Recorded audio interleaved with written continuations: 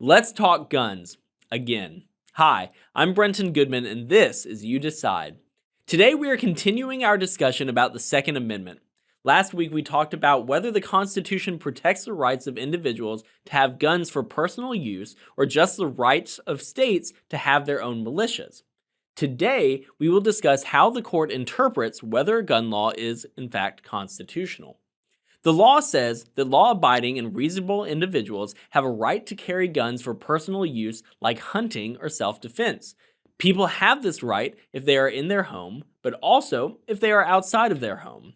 This is because people need guns for self-defense anywhere, and recreational use of guns certainly happens outside the home. So, by limiting the carrying of guns to inside a person's home, the courts say that would be an unreasonable limit on a fundamental right. But we do recognize that there are times when, for the good of society, someone's right to carry a gun can be limited. To determine whether a law that limits the right to carry a gun is constitutional, the court will ask two things. One, is the law consistent with the Second Amendment's plain meaning? And two, is it consistent with how our society has regulated guns in the past? To decide if a law is consistent, courts ask if the law burdens people today in the same type of way it did in the past, and then they ask, is the law justified? For example, take laws that ban the carrying of guns in schools. These laws have been around for many years. Even though it meant gun owners couldn't carry their guns anywhere they want, it was and remains acceptable because the law protects children.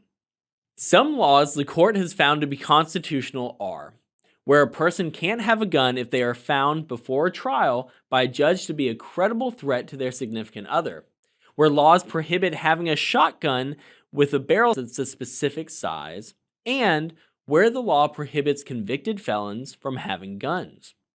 Now, some laws that have been found unconstitutional are where the law bans having handguns in a person's home without it being registered, and even if registered, the gun must be disassembled or have a trigger lock.